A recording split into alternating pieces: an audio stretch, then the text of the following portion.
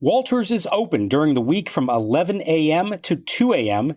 and open until 3 a.m. on the weekends, making Walters a great spot to watch the Olympics this month in Paris. We're driven by the search for better. But when it comes to hiring, the best way to search for a candidate isn't to search at all.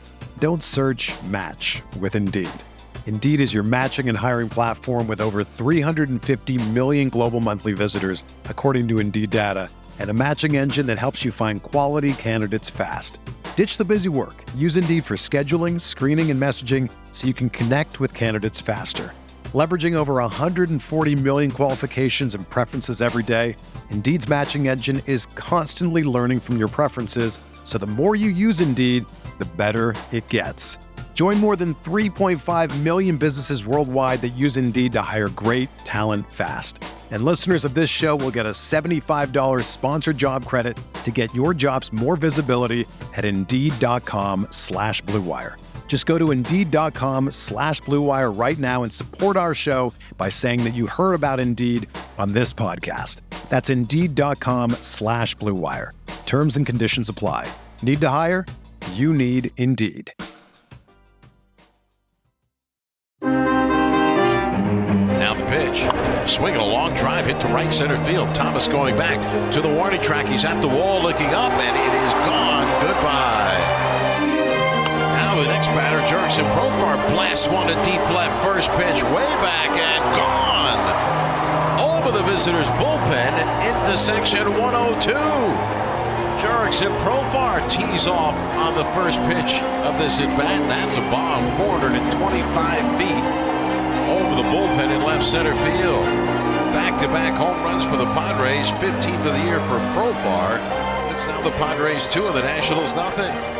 And welcome to Nats Chat for Wednesday, July 24th, 2024, along with MASNsports.com Nationals insider Mark Zuckerman, who was at Nationals Park. I'm Al Galdi, host of the Al Galdi podcast. So no one would say that the Nationals had a great offense last season. The Nats in the 2023 regular season suffered 8 shutout losses. The Nats in this 2024 regular season now have suffered 11 shutout losses. Tuesday evening, a 4-0 loss to the San Diego Padres at Nationals Park in Game 1 of a 3-game series, dropping the Nats in this regular season to 47-54. So 11 of the 54 losses, more than a fifth of the losses, have been shutout losses. This installment of the Nats Chat podcast brought to us by this upcoming Saturday's Harry Potter Night for the Fred Nats in Fredericksburg, Virginia. The Fred Nats will be taking the field in Harry Potter-themed jerseys. Get your tickets now at frednats.com/tickets. We do want to say a thank you to all of you who listen to this podcast, who download this podcast, who have subscribed to this podcast. This podcast, as of Monday afternoon, was the number 20 podcast in the country in the U.S. baseball category on Apple Podcasts. Number 20 out of who knows how many hundreds, if not thousands, of baseball podcasts that are out there. So thank you very much. As our friend Pat McAfee would say, be a friend and tell a friend. We always appreciate you spreading the word about this podcast. If you know of a Nats fan who you think might enjoy what we do on this podcast, feel free to let him or her know about what we're doing. A new episode out for the morning after every Nats game day, including weekends. But Mark, the Nats on Tuesday evening did get a nice outing from starting pitcher DJ Herz. That was a positive. But man, another shutout loss. It is remarkable how often that has happened this season. It has happened too much, and it just shows you how there's been very little carryover from one day to the next. I mean, I thought they had a good offensive weekend against the Reds. Not just the fact they scored some runs and won the games, but they hit for power. You were seeing contributions from a number of different guys. And then they come out against, to be honest, not a necessarily imposing starting pitcher, and just had nothing going, and they fell back into that trap of swinging at everything and making quick outs and barely making this guy work.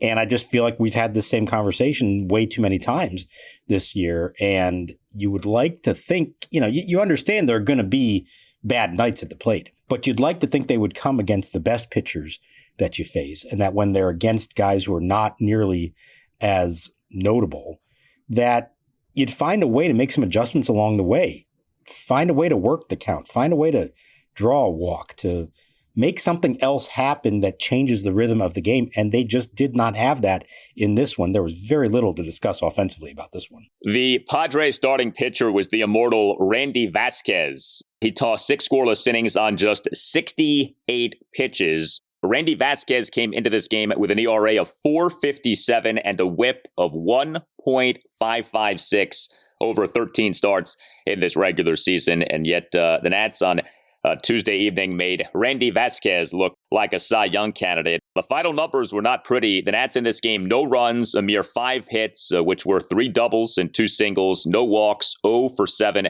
with runners in scoring position. C.J. Abrams, he is the Nats starting shortstop and number 1 batter, 0 for 4. James Wood, he is the Nats starting left fielder and number 5 batter, 0 for 4. Jacob Young was the Nats starting center fielder and number 9 batter. He had 2 official at-bats in this game, 0 for 2, to give you a sense of what this Nats offense was doing. And, it feels like when Abrams doesn't do anything and also Young doesn't do anything, this offense, for the most part, does not do much of anything. Those guys are like the 2 igniters, and if they're not going well in a game, it's going to be tough for the Nats to do well in a game. Yeah, and they kind of go hand in hand because they're hitting 9-1 and they both run the bases well and, usually can kind of get things going with some motion or something that involves more than just hitting. And this game, they didn't have that at all. And there was a situation that I didn't love, and I'm sure you didn't love it either. In the bottom of the third, you get a leadoff double from Trey Lipscomb, who has not done that kind of thing nearly enough when he's been in the big leagues this year. It's a scoreless game in the bottom of the third, leadoff man on second, Jacob Young at the plate, and what does he do? Bunts him over to third. You have your top 2 hitters, Abrams and Thomas. They both pop up, end of the inning. And I'm just thinking to myself, if it's late in the game and you need that 1 run, okay. But early on, scoreless game, you've got the other pitcher maybe on the ropes, man in scoring position, nobody out. Make something else happen. Swing the bat. Go for it. Especially the Padres were so anticipating it. Their first baseman, Jake Cronenworth, was not just creeping up on him. He was, by the time the pitch was delivered, about 50 feet from the plate. So he knew it was coming. And I'm thinking to myself, watching him upstairs, man, why not pull the bat back and just try to hit the ball right at him? Unless it's directly at him, if it's just 1 or 2 feet to either side, it's going to get through and you're going to score the run anyway. So I did not love the approach in that one. I know it's something we've talked about before, and I guess it does fall on Abrams and Thomas for not driving him in once he got to third, but give yourself 3 chances there instead of only 2 chances to take the lead early in the game. We know that Davey Martinez has this affinity for the bunt. This goes back years. We've talked about this. I mean, I remember in October 2019, Adam Eaton was bunting and he was going well. And I remember saying on the air, why do they keep doing this with Adam Eaton? But of course, the Nats did keep doing this, and they did win a World Series. So it's not like that was the end of the world. But what's funny about Davey Martinez being so open to the bunt, Davey Martinez spent years as the right-hand man of Joe Maddon. Joe Maddon is known as this forward-thinking, sabermetrically inclined manager. Davey Martinez for years was with the Rays and the Cubs were being run by Theo Epstein, and those were 2 very forward-thinking, progressive organizations when Davey was with them. You would think that Davey would have been conditioned to despising the bunt, but instead he seems to be, if not a champion of the bunt, then at least very much open to it. I get it. The Nats are not a good offensive team. You're trying to manufacture something, but the bunt just so often is not the way to go. You mentioned Trey Lipscomb having a double, so it was kind of odd. The Nats have just 5 hits. 3 of them were doubles. Lipscomb in this game is the Nats starting third baseman and number 8 batter, 1 for 3 with a double. Bottom of the third, a leadoff double into left field. This was just Trey Lipscomb's 4th extra base hit over 174 major league plate appearances this regular season. We've talked about his offensive struggles, but man, does that stand out. A mere 4 extra base hits over 174 plate appearances. Just not hitting the ball with authority. It's been tough to watch, I'll be honest, at times. And I think they knew that he was going to be more of a defensive player than an offensive player, but I think they felt like he would at least be able to give them good quality at bats, hit the ball to the opposite field. And there's not a lot of solid contact. It's been a lot of strikeouts, a lot of tappers back to the mound, that kind of thing. And I'll tell you, at this point, I feel like Trey Lipscomb's got about another month to show that he can hit at this level. And if he doesn't, Brady House may take over, and that may be the end of it for Trey Lipscomb. Now, doesn't mean he can't still ultimately make it as some kind of utility guy, but the idea of him being an everyday player for them, I hate to be too judgmental early on, but we just have not seen very much of him offensively that makes you say, okay, I see something there. And it reminds you that you have to be careful about what you see in spring training because he looked so good. Not just the numbers, but the way he actually looked in spring training. I was really impressed with it, and it just has not translated to the regular season at all. I was just about to bring that up. He was a darling of this past February and March with what he did down in Florida, and it turns out that has not meant much, at least so far here this season. An offensive bright spot for the Nats in this game on Tuesday evening was their recent hit machine, Juan Yepez. You cannot deny this guy right now. 2 of the Nats' 5 hits came from Yepez. He is the Nats starting first baseman at number 4 batter. Went 2 for 4 with a double and a single. Yepez in the bottom of the 7th, a leadoff double off the left field warning track to extend his hitting streak to 14 games. And Yepez in the bottom of the 9th, a 2-out opposite field single through the right side of the infield on a 1-2 pitch. So your updated Juan Yepez slash line since the Nats on July 5th announced that they had selected his contract from AAA Rochester. 59 plate appearances, a batting average of .377, an on-base percentage of .441, a slugging percentage of .585. You just wrote about Yepez from MASNsports.com. You know, you attach all the requisite caveats, small sample size. He just got here, guy coming off a minor league contract last offseason, so you can't go too crazy. But man, if not for him, where would this team be offensively these last few weeks? He has been outstanding since the Nats brought him up. Yeah, and they have desperately needed that out of that position, as we've talked about, that first base has been such a black hole for them offensively this year. By the way, if you haven't been paying attention, Joey Meneses is not hitting at AAA. It's not like he's taken that demotion and giving them reason to think about calling him back up, unfortunately. And Joey Gallo, we haven't talked about him in a while. He is not sprinting yet. He's still waiting to be cleared to do that. So we're still talking about a while until he's cleared to come back and help them out. Not that offensively you're thrilled about what he brings to the table. We know defensively he is an improvement at first base, but this is Juan Yepez's job now, at least for a little while. And I like what he's done at the plate. He's giving them quality at bats. He is hitting doubles, which has been very good. The 14-game hitting streak, 9 of those games have included an extra base hit. That's exactly what you need out of a first baseman in the big leagues. Now, the downsides, the defense has not been real good. And I got to say, the base running has not been good either. And he ran himself into an out in this game. After the leadoff double in the 7th, he gets a ground ball from James Wood that's right in front of him. The classic case of what's the rule if you're a runner on second base? Ball in front of you, go back. Ball behind you, go ahead.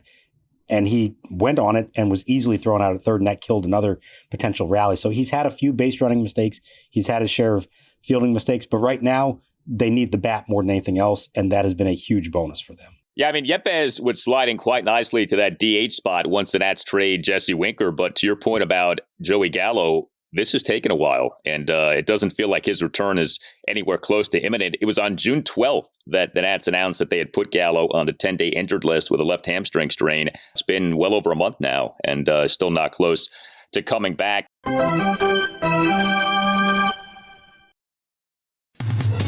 Fredericksburg Nationals. When it comes to fun, we hit a home run.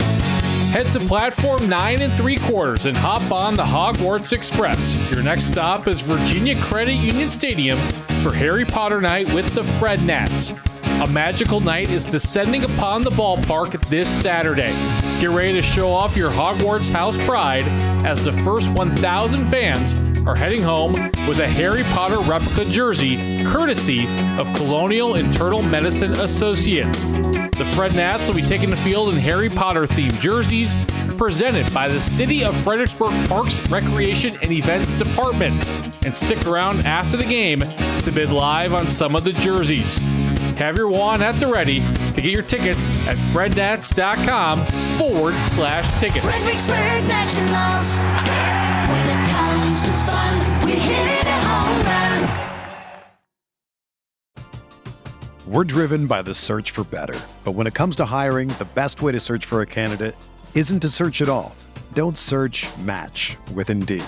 Indeed is your matching and hiring platform with over 350 million global monthly visitors, according to Indeed data, and a matching engine that helps you find quality candidates fast.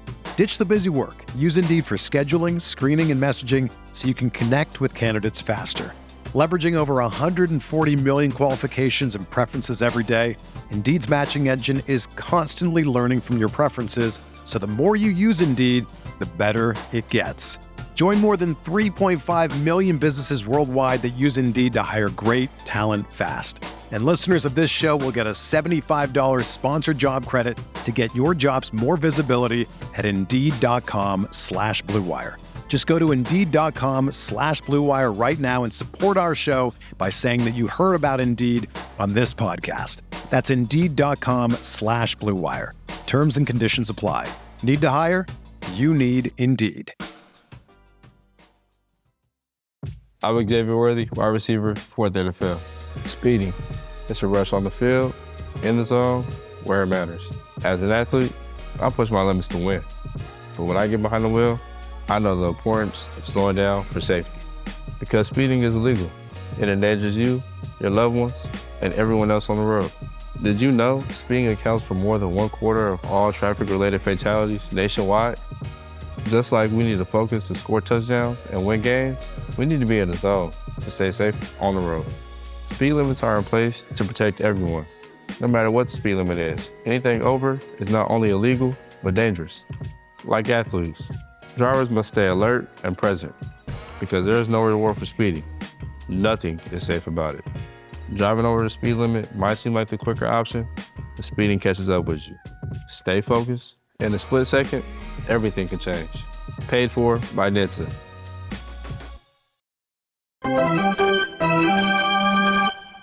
Pitches. Cruz grounds one toward the left of Kingery. The shortstop dives and grabs it, but flips it past the second baseman Castro. Dunn scrambles home. Hall's throw. Dunn is safe, diving in. The Red Wings have won the game. 4-3 Rochester. Dylan Cruz chased around behind the pitcher's mound. The Wings scored twice in the ninth and win it 4-3. What a play to win the ball game. 0-2 is the count. Yepez not being held. And the pitch, swing and a miss. Down goes Wood. He strikes out. And the game is over. You know, with this Nats offense, if you look at the team slash line for this regular season now, batting average at .239, on base percentage 307, slugging percentage of 370. If a player had that slash line, you'd say he's a candidate to be demoted or to be DFA'd. The Nats as a team have that slash line.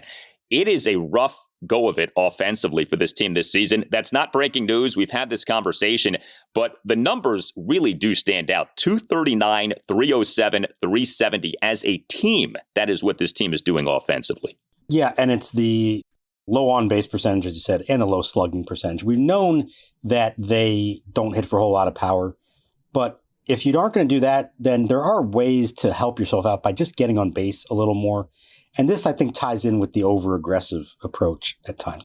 I get it. They talk about, hey, a good first-pitch fastball over the plate might be the best pitch you get to see, so take a swing at it. But their selectiveness there has been really not good across the board. Way too jumpy at times at making those quick outs. And this game is a perfect example of it. Let's go back to Vasquez, the Padres starting pitcher. He's averaging for the season 17.6 pitches per inning, which, as we know from talking about Mackenzie Gore's struggles, that's a high number, 17.6. And he's averaged only 4.8 innings per his starts. So what does he do in this one? He makes it to the 7th inning, way beyond his usual average. And he got there on 68 pitches. He essentially averaged 11 pitches per inning, a guy who normally averages over 17. Now, first time through the lineup, you don't have a lot of success. You make quick outs, okay. Second time through, try something different. And they're saying, well, this guy's throwing strikes. Yes, he was. But if nothing else, make him work a little bit. You might find a way to draw a walk, which they did not do in the game. They only struck out once against him, which I guess is a good thing, except for the fact that it also shows how few times they even got to 2 strikes because they're making quick outs. If one thing isn't working, you got to try something different. And it may not ultimately lead to better results, but at least it's a different process and a sign of you trying to do something different, recognizing that what you were doing at first is not working. I think there have been too many games like that this year. We've talked way too often about a starting pitcher getting to the 6th inning and his pitch counts in the 60s. How often does that happen with a Nats starter? Never. So there's a recurring theme here, and it has been a real problem for them this year. And what's also disturbing is that when the Nats do swing at first pitch strikes, the Nats don't always make good contact, so there's an element here of, are these batters good enough to capitalize on hittable pitches? And at times, yes, but I think way too often the answer is no. Now the 1-2 pitch. Swing and a miss. Down he goes. Herz smacks his glove excitedly as he pitches out of a bases-loaded jam and puts up a 0 in the top of the fourth. Big-time spot there for DJ. The Nats starting pitcher for this 4-0 loss to the Padres on Tuesday evening was DJ Herz. The Nats on Tuesday afternoon announced having recalled Herz from AAA Rochester, this off having optioned him to Rochester on July 8th. The optioning was more about the All-Star break that was coming up and getting Herz some rest as opposed to like him being demoted for bad performance. Although, if you recall with DJ Herz, and we talked about this, he had made 7 starts at the major league level this regular season. 2 had been quite good.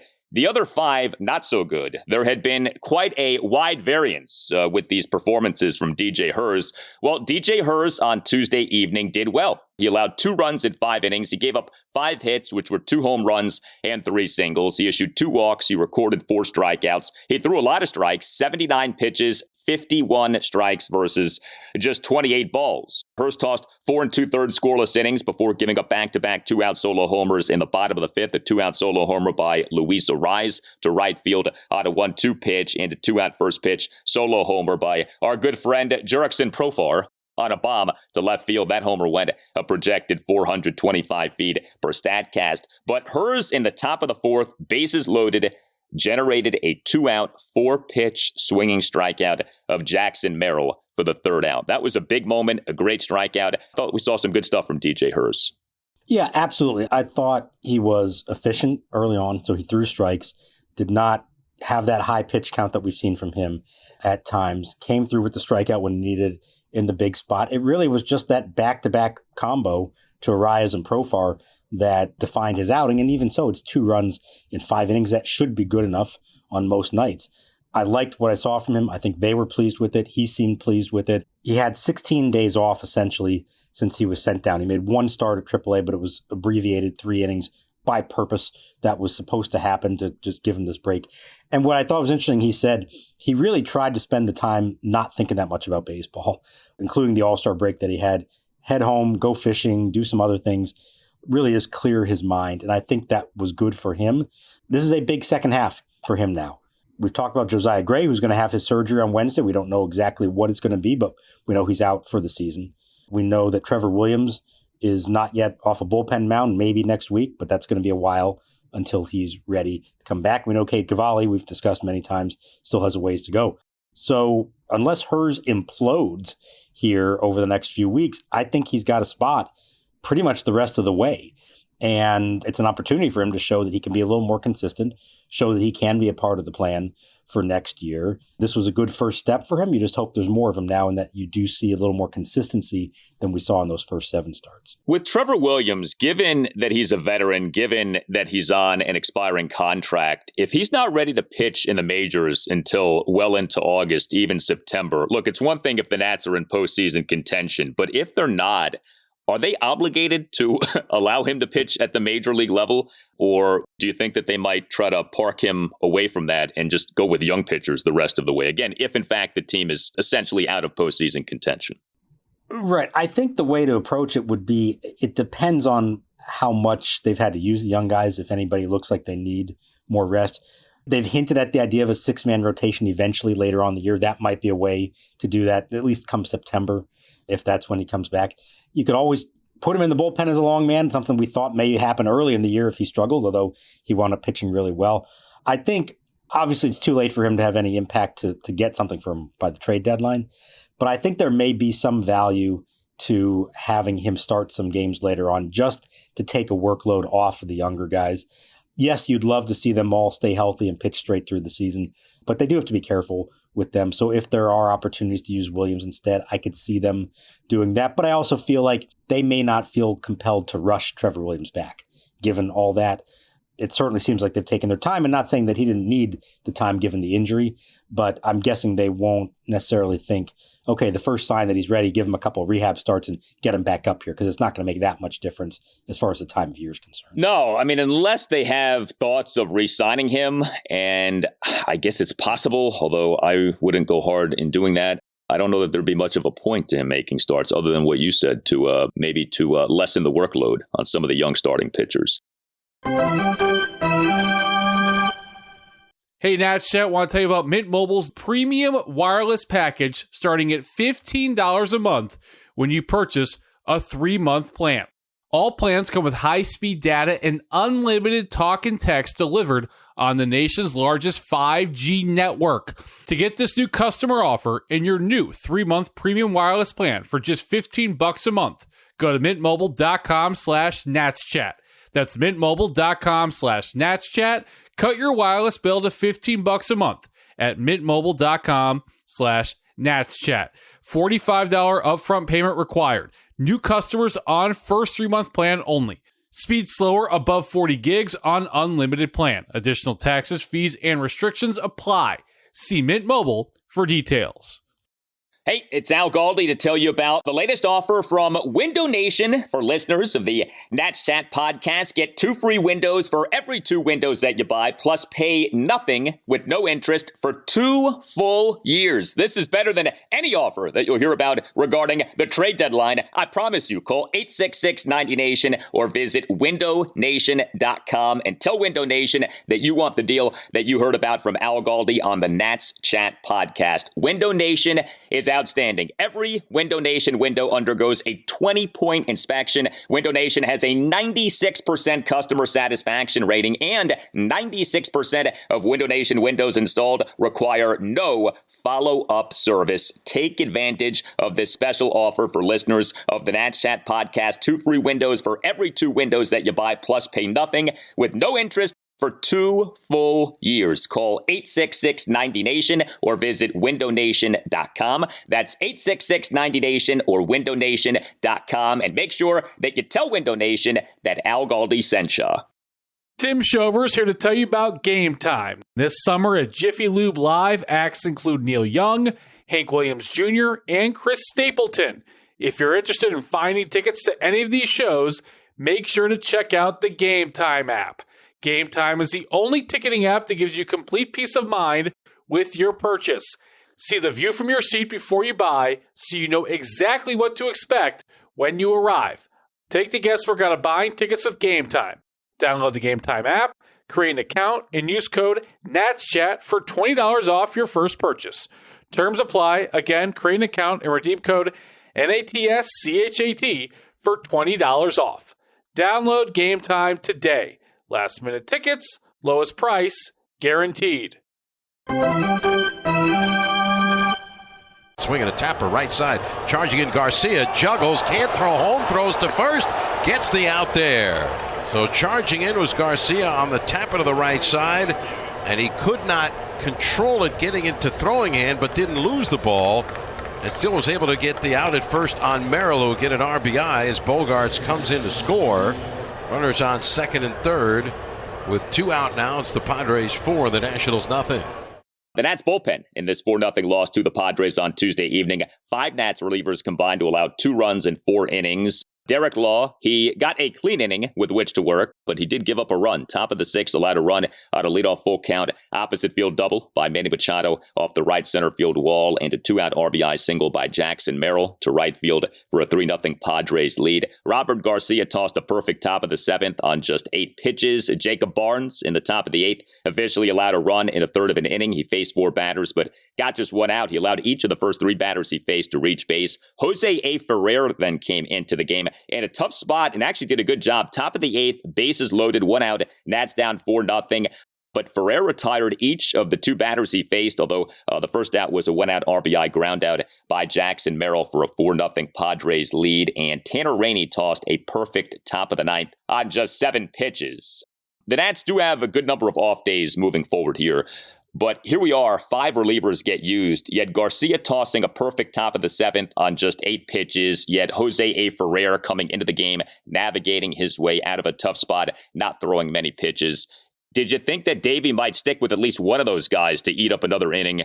I know this is how Davey maneuvers with the bullpen. And look, by and large, I think Davey has handled the bullpen well. But I was saying to myself watching some of this, you don't have to use 5 relievers in this game. And yet, of course, that's what ended up happening. Yeah, I agreed. I thought somebody would go 2 innings, but I guess I understand why that wasn't necessarily the case. If Jacob Barnes has a quick 8th and doesn't get himself in trouble, maybe he does stay in and come back for the 9th, but he got into the jam. And I was glad to see Ferrer come into that spot to see how he would handle it. You know, we've only seen him once so far, and it did not go well in his debut last weekend. That was a good spot for him, and it probably shouldn't even have allowed that inherited runner to score. Luis Garcia came charging in on that grounder and had a play at the plate. He just couldn't get a handle on the ball and had to give up on that and go to first instead and give up the run. So it's possible that Ferrer would have gotten out of that without giving up the run at all. So I was glad to see that. And Tanner Rainey quietly has been a whole lot better here lately. And they're still really low leverage spots and not regularly pitching at all. But I think it might be time just to try to ease him into some kind of situation of a little more consequence, especially with Hunter Harvey gone now. Not saying he's going to become your setup man all of a sudden, but let's find out. He is pitching better. You said, 7 pitches he needed to get through that inning, 1, 2, 3 against some good hitters.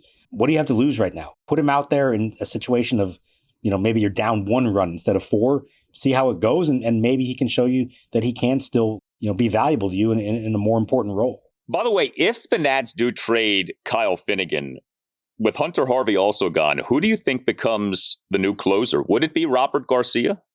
Potentially, if you have a second lefty, that could open the door for it. I would guess it turns into more of like a committee thing based on matchups. But the other problem is their other best right-handed setup man, Dylan Floro, I expect to be traded because he's on a 1-year deal. And he's a veteran who has pitched in the playoffs before for the Dodgers. So I'm not saying that should factor into Mike Rizzo's decision come next Tuesday. But boy, if they end up trading Harvey and then Finnegan and Floro, I don't know what this bullpen is going to look like the rest of the way. And that can be a real demoralizing thing for a team that is trying to win some games and finish with a better record and have some momentum going into the offseason. Again, I think Rizzo is going to base this decision off of what does he offered for Finnegan and if it's enough that he'll make the move. But it does leave you wondering what the bullpen could look like in August and September. And it could be a bad situation if they do end up losing all 3 of essentially their top 3 relievers for the bulk of the season.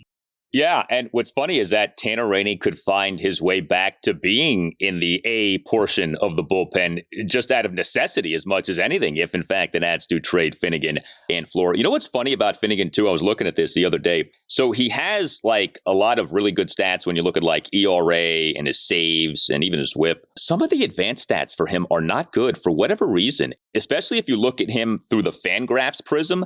Fangraphs hates Finnegan's season. It's so bizarre. And so, I've been thinking about, wow, the Nats got so much for Hunter Harvey. In theory, might they get as much, if not more, for Finnegan? I think circumstance is part of this. So, if you don't have a team that really wants Finnegan, maybe you don't get as much for him as you got for Harvey. But another thing is, how do other teams view Finnegan? Because if you dig deep on some of the peripherals, again, especially if you look at him on Fangraphs and some of the numbers on that page, his Fangraphs WAR is super low. I wonder, the perception of him may not be what other people's perceptions of Kyle Finnegan are. Yeah, I think it probably has to do with, we've talked about, he's not a huge strikeout guy. He's not awful, but he's not, elite in that regard. And he does give up homers. When he gets beat, it's not necessarily a sustained rally. It's usually maybe a walk or 2, but it's really home runs. The vast majority of his blown saves and struggles have come because of that. And so that probably skews it somewhat. I think it boils down to how many teams are that desperate. Contending teams are desperate for a closer. And I think historically you do see sometimes that GMs, when it comes to late inning relievers at the trade deadline, that's where they sometimes go beyond where they're comfortable because it's such an important finishing part of a contending team. And if that's the one thing you're missing, and we saw it for years here with the Nats, I think that sometimes pushes a GM to go above and beyond and give up even more than he wants to. And if there's more than one team in the market, that plays right into Mike Rizzo's hands, and he can play them off each other and see what he can get. But I really feel like it's 50-50 right now of what happens with Finnegan. I think there's a compelling argument in either direction. I think if this team does believe that it has a chance to win next year, you've already got an established closer under contract who won't be making a fortune for you. If you do trade him because you get a good offer like you got for Harvey, I get it, but you're going to be back in the market again over the winter. And it's not as easy to find one as you think.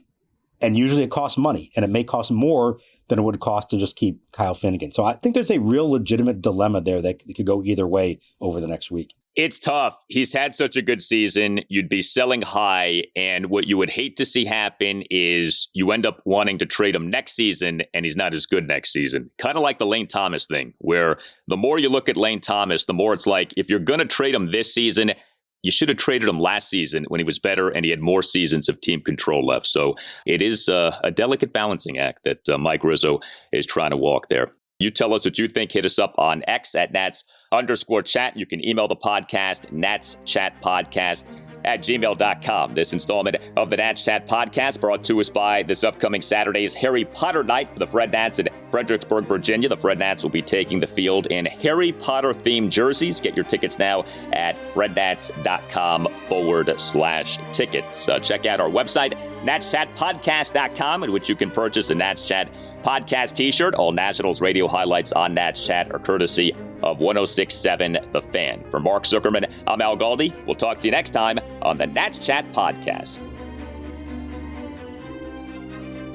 The pitch, punch to left center field, Cruz on the run, angling back, jumps up and makes the backhanded catch.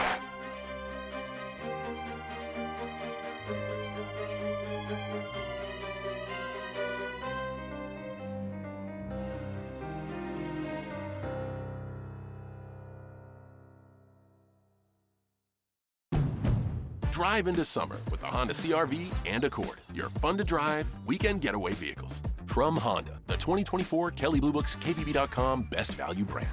So hurry in to the Honda Summer Event. For a limited time, well-qualified buyers can get a 2.9% APR on a 2025 CR-V or 2024 Accord.